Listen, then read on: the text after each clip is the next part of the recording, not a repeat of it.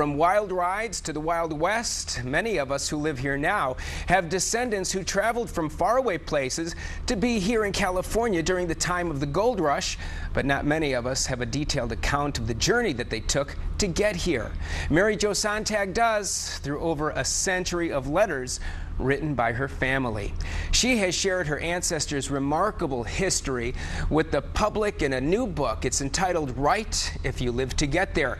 And she joins us now to tell us about their amazing story. So welcome, Mary Jo. Thank you. Love the book. Skimmed through it. Very, very interesting. The book details westward travels of your ancestors, the Phillips family from Vermont. Yes. Talking about how they came westward.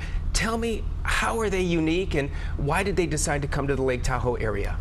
I think what makes them so unique is that across multiple generations and thousands of miles, this family worked very hard to stay connected through their letters. We have over 200 years of letters from 1842 to 1962. That's amazing.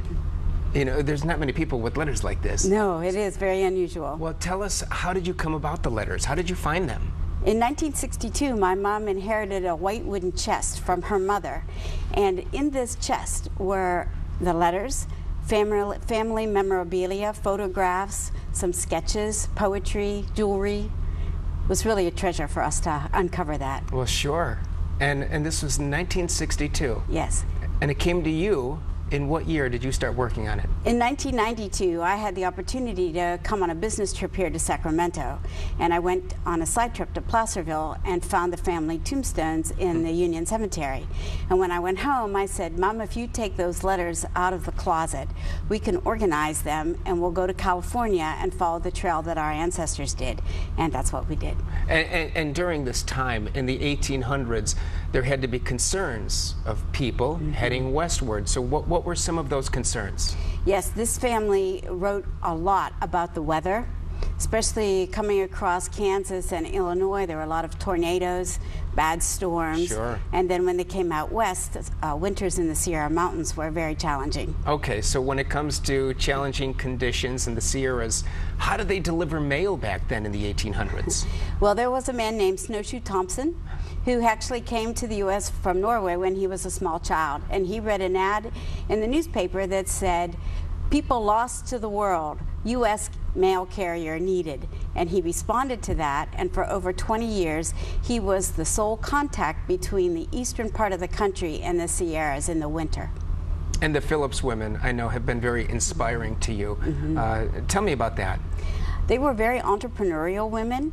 I think the most famous was Sierra Nevada Phillips. They called her Vade, and they ran resorts at Meeks Bay, Phillips Station, and Rubicon Springs.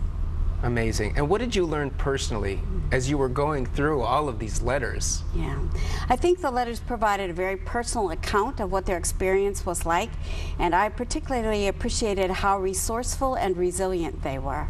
And you have an August library book tour as well. Actually, today at 1 o'clock, I'll be at the Placerville Library, and over the next 2 weeks, I'll be visiting different libraries around Lake Tahoe. Okay, so for folks watching right now, and they've got to get their hands on this book, how can they get one? They can get it as an ebook or paperback through Amazon or Barnes & Noble. Okay, very good, Mary Jo. Well, I think it's amazing that you have, like I said, the clips that I was reading about, just amazing. In fact, well, the woman explaining that Indians, you know, it's not polite to look in windows. It's just a great book. So thank you for coming in today. You're very welcome. Thank you. Appreciate it.